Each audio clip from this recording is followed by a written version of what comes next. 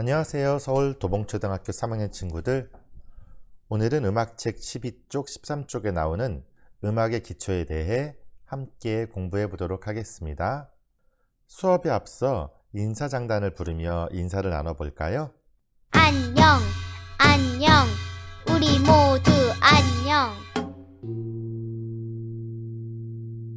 앞으로 전래동요나 민요처럼 우리나라 음악을 배울 땐 이렇게 인사장단으로 인사를 하도록 하겠습니다. 여러분, 오늘 음악의 기초에 대해 배운다고 했는데 여러분들이 생각할 때 음악에서 가장 기초가 되는 것은 무엇일까요? 어떤 친구는 신나는 리듬이라고 대답할 수도 있고 어떤 친구는 아름다운 선율이라고 대답할 수도 있을 것 같아요.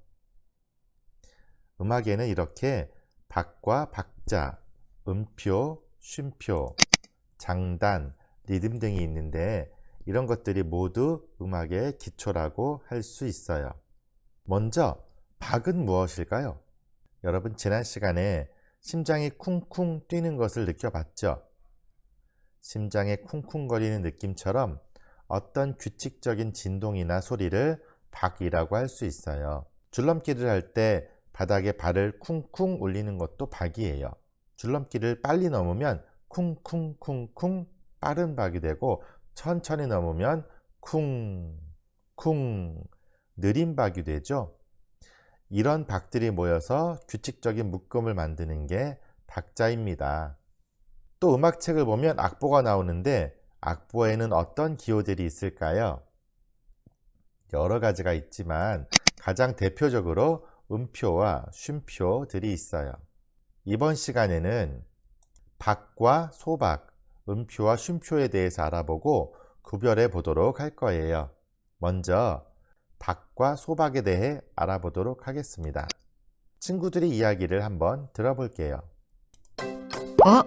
이게 뭐야? 이건 정간보라는 악보야. 우물 정자처럼 생겼다고 해서 정간보라고 불러.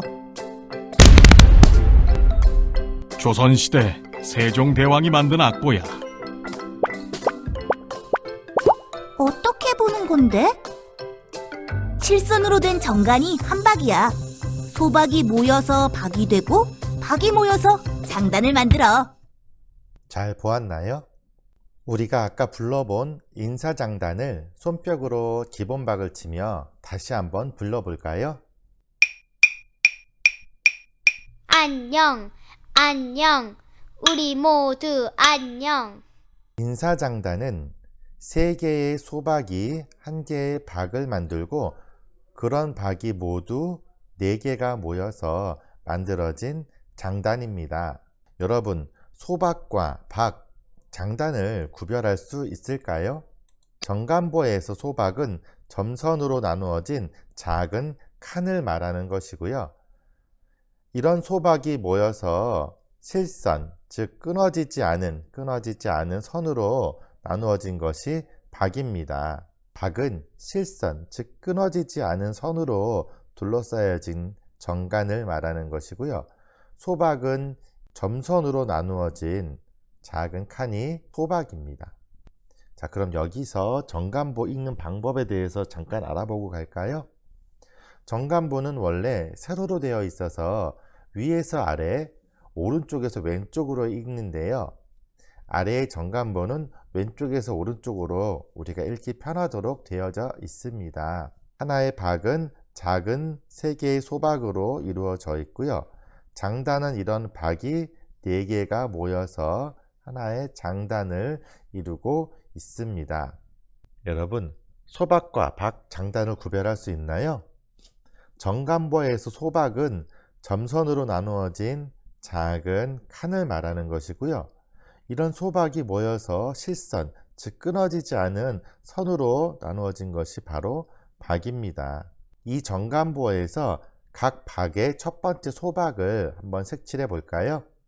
여러분도 교과서 12쪽 아래에 한번 따라서 색칠해 보세요. 각 박의 첫 번째이기 때문에 실선으로 둘러싸인 첫 번째 칸이 첫 번째 소박이겠고요. 여기도 실선으로 둘러싸인 첫 번째 칸이 소박입니다. 여기도 첫 번째 소박은 실선으로 둘러싸인 첫 번째. 마지막 박에서도 첫 번째 소박은 세 개로 나누어진 것 중에 첫 번째겠죠? 자, 우리 그럼 지난 시간에 배운 노래 기억나죠?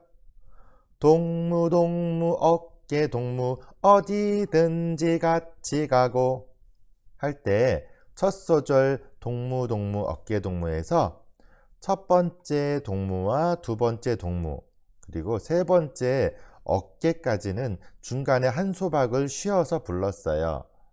그리고 마지막 동무는 붙여서 불렀죠. 다시 한번 해볼까요? 동무 동무 어깨 동무. 자, 그러니까 어깨는 중간에 한 소박을 띄고 이렇게 써주면 되겠고요. 마지막 동무는 붙여서 써주면 되겠습니다. 한 번 더 불러볼까요? 동무 동무 어깨 동무. 동무는 붙여서 부른다고 이야기했죠. 우리나라 음악에는 소박과 박, 장단이 있는데 서양의 음악에는 음표와 쉼표가 있어요. 그럼 먼저 음표와 쉼표에 대해 친구들의 이야기를 들어볼까요?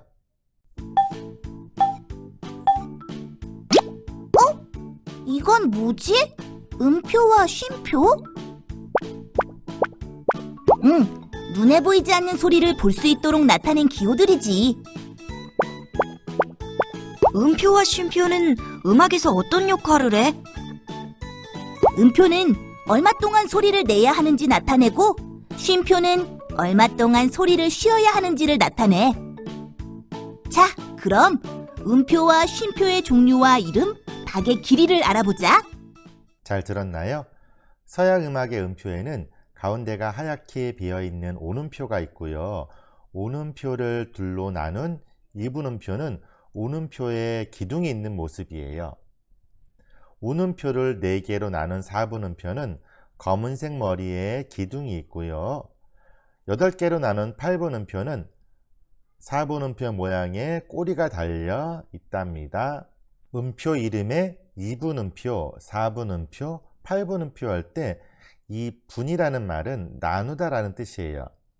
즉 2분음표는 2개로 나눈 음표라는 뜻이죠. 우리나라에서는 3개의 소박이 모여서 하나의 박을 이루지만 서양 음악에서는 4개의 박이 모여 오음표가 되었어요. 즉 오음표는 4개의 박인 셈이죠.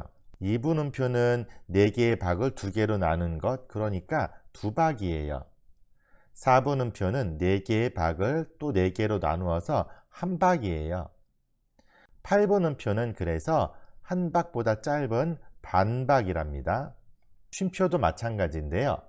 뒤집어진 모자 모양의 온쉼표는 4박을 쉬는 쉼표고, 모자 모양의 2분 쉼표는 2박, 리본 모양의 4분 쉼표는 1박, 마지막으로 고사리 모양의 8분 쉼표는 반박자를 쉰다는 표시예요.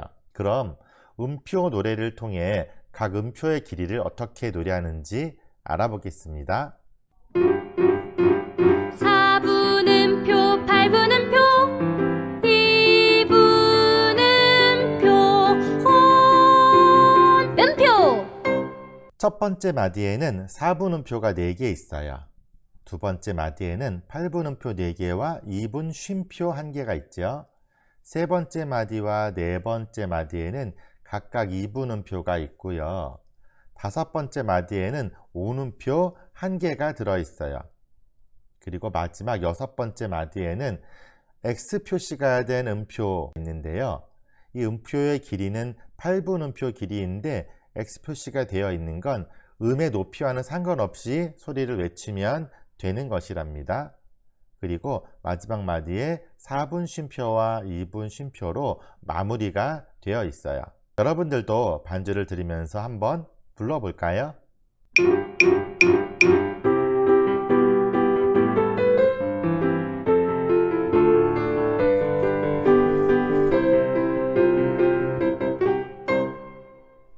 잘 불러보았나요? 그럼 13쪽 6번을 보면서 음표와 쉼표의 길이를 한번 비교해 보겠습니다. 첫 번째에는 4분 음표와 2분 음표가 있는데요.